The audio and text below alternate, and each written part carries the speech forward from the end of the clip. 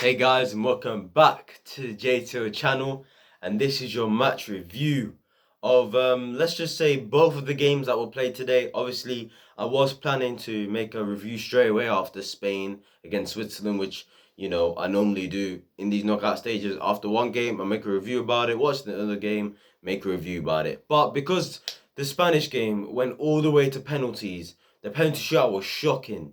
And there was 9 minutes to the Belgian game. I was just like, you know what? Yeah, I'll just wait until after this game to then just make a review about both games. I'm gonna mainly just talk about Belgium, Italy, and I'm just gonna get Spain and Switzerland out of the way. Starting off with Switzerland, you know what? Considering the fact that in their group they finished third, behind Wales and Italy, and they made it this far, I have to say fair play to them because I didn't expect them to beat France. They beat France, on penalties. And then they took Spain all the way to penalties.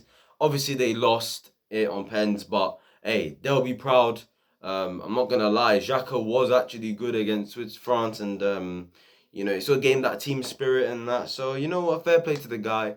Fair play to some of their players like I think Akanji, that defender, he missed a shocking penalty. Like his penalty was shocking, but other than that, he was good in these quarterfinal and the round of 16. Jan Sommer, their goalkeeper, was really good.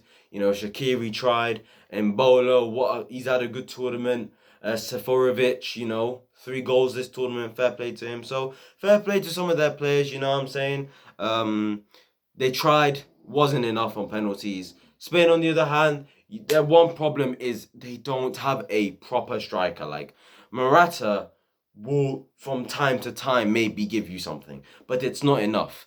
Gerard Moreno, this guy scored 30 goals last season for Villarreal, yeah? Won the Europa League with them, and I don't know why he's missing these chances. He missed so many chances when he came on. It was ridiculous. Spain should have been out of sight in this game.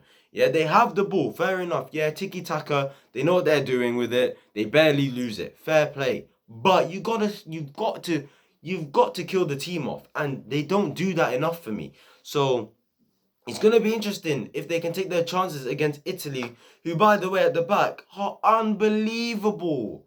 I told you, alongside England, these men can defend. I don't know about everyone else, but these men can defend. It's just ridiculous sometimes how it's like with Spain, they just don't take their chances, but they're actually not bad defensively. Like, they're not bad except for the Croatia game, in which, yeah, you already know what happened in it, but you get me. But you see this game against Switzerland, they only conceded the 1 goal. It was a poor goal to concede, very poor goal. I don't know what the two centre backs are doing, Pau Torres and Laporte, and yeah, they're through. Spain, they managed to get over the line, and they're now facing Italy. Italy, who beat Belgium 2-1 just a couple minutes ago as I recorded this. Hey, Italy, blood. I said they'd get to the final from the beginning. I thought, you know what, they're going to get to the final at least. Now, do I think they're going to win it?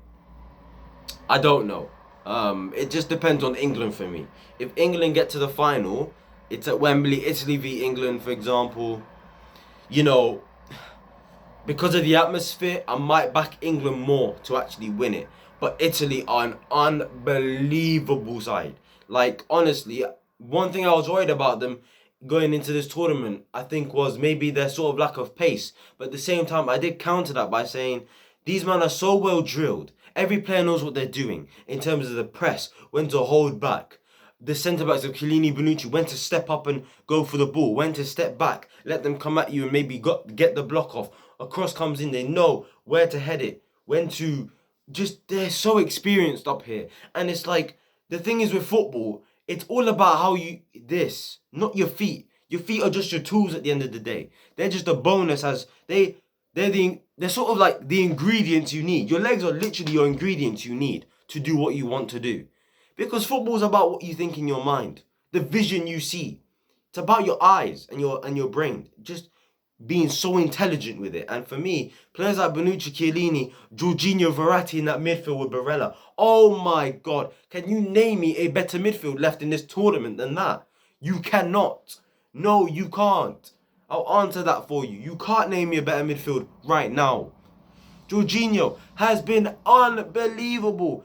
If he's not in player of the season, player of the season. For me, if he's not in the running for player of the tournament, then I don't know in it because he has been possibly the best player for Italy. I would say Spinazzola's had a really good tournament. I'll give him credit. Unfortunately for him, he went out injured, and I feel sorry for him. To be fair, I do really feel sorry for him. Um, I feel like he's been possibly their best player because it feels like when they create chances, a lot of them does come down from his side. Do you understand?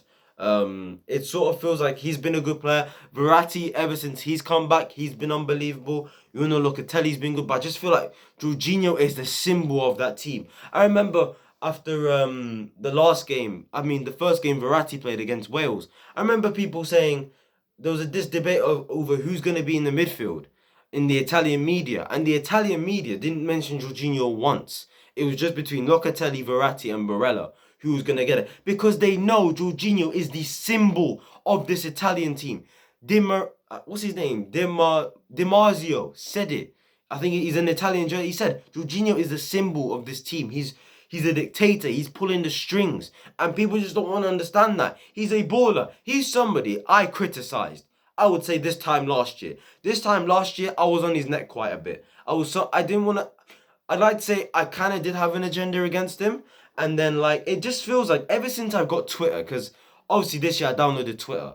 Ever since I got Twitter, yeah, it's made me change mind on players. Do you understand? So like for example, like with Timo Werner as an example, quickly, I felt sorry for him, thinking this and that, and then when I was seeing what people were saying about him in terms of on a very positive note, as if he's having a very good season, it just made me think you man are on crack, and it made me sort of have to criticize Werner even more because of what guys are saying on Twitter. But then now Jorginho, because of Twitter, they've made me like him even more. I've actually understood what he's about. I know his strengths and I know his weaknesses. And if you play to his strengths, Jorginho is one of the best DMs in Europe. One of the best of what he does in Europe. No wonder Pep Guardiola wanted him. Unbelievable midfielder. The 1-2s he was playing with Verratti. Oh my god. Bro, Tielemans and Witsel were struggling that whole game. Struggling. And then obviously, look, their attack, Immobile stinked up the place. I don't care what anybody tells me. What a goal from Insigne. What a player. That's the second goal he scored where he just cuts in on his right foot, slaps it into the top bins. Great goal from Insigne. Chiesa came in for Berardi. Very good today. Very good.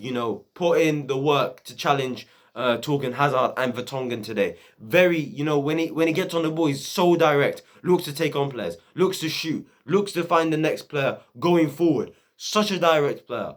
Good player Chiesa is. And that defense, it was so key for Chiellini to come back tonight for Italy. So key, man. Because I'm sorry, he kept Lukaku quiet. And you know what? I'm not going to say Lukaku stinks, yeah? I just think it's two things. One, I don't think, other than Doku, I don't think Belgium helped him, other than Doku for me.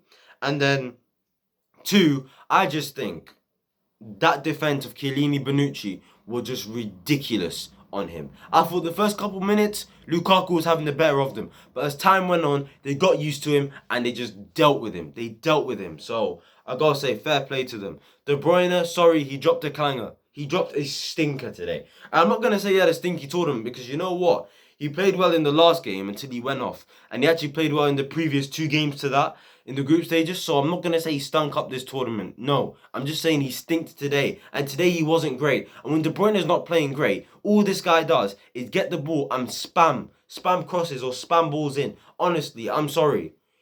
He's wasteful when he's not playing well. And when he's playing well, he's unbelievable, as we all know, And I like De Bruyne too, you know what I mean? So I just didn't think he did enough today. And who is this Doku guy, by the way? I want to know who he is. I just realized he plays for Lille, and in Lille, he plays for Rennes in France.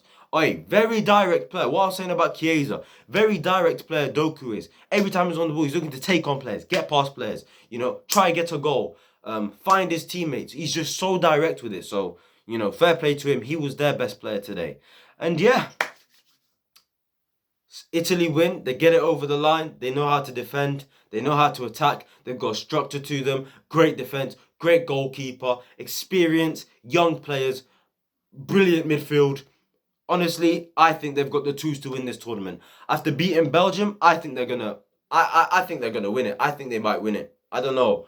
I said a few minutes ago that I'd back England to beat them, but now that I'm thinking about it, Italy are good, man, and they just know how to get it over the line. And I feel like it's redemption season for them because obviously they didn't qualify for 2018 World Cup and they lost on penalties to Germany in Euro 2016. So it feels like, they're ready to actually go win this tournament and put the pressure on all the other teams. So Italy-Spain is going to be an interesting game, man. It's going to be the battle of the possession guys because honestly, Spain love possession, Italy love possession, and I don't know who's going to have more possession, but it's going to be a great game of football from a tactical perspective. I don't know if you're going to see many goals because I think both defenses are solid. Maybe Italy's are a lot better than Spain's, but, we'll see how Spain are defensively. Hey, it's going to be a cracking game. Cracking game. And I'm excited to see it. Luis Enrique versus Roberto Mancini, two very, very good managers.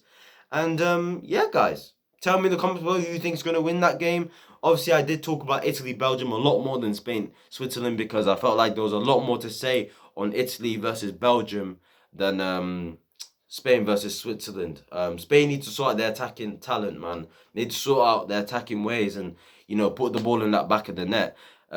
Switzerland, like I said, fair play to them. Italy, too saucy with it. They play great football, got a great manager.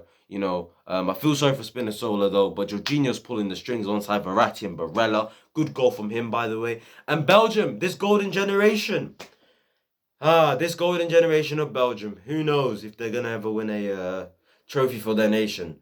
At least they've got the Nations League to look forward to. They face France in the semi-finals, and if they beat France in the semi-finals of the Nations League, they will face one of Italy and Spain. Italy and Spain in the final. So we'll see if they win that. But this golden generation, hey, they're running out of time. Hazard, Lukaku, De Bruyne, Vertonghen, Toby, Vermaelen, Witsel, all of these man, they are running out of time and they need to deliver for their country because they are the number one ranked team in the world. And when you're the number one ranked team in the world, you expect to deliver, and they have not done enough of that. So yeah, guys, we'll see where Belgium go from here. Italy in the semi-final against Spain. Let's roll on tomorrow as England will play Ukraine, and then obviously Denmark will face Czech Republic. Looking forward to those games. If you did enjoy this video, guys, please like, comment, subscribe, turn those post notifications. Tell me in the comments below what you thought of both games, and just tell me who you think is going to win the Euros in general. I'll see you guys tomorrow for more reviews, more videos, and yeah, guys, I'll see you lot then. Peace.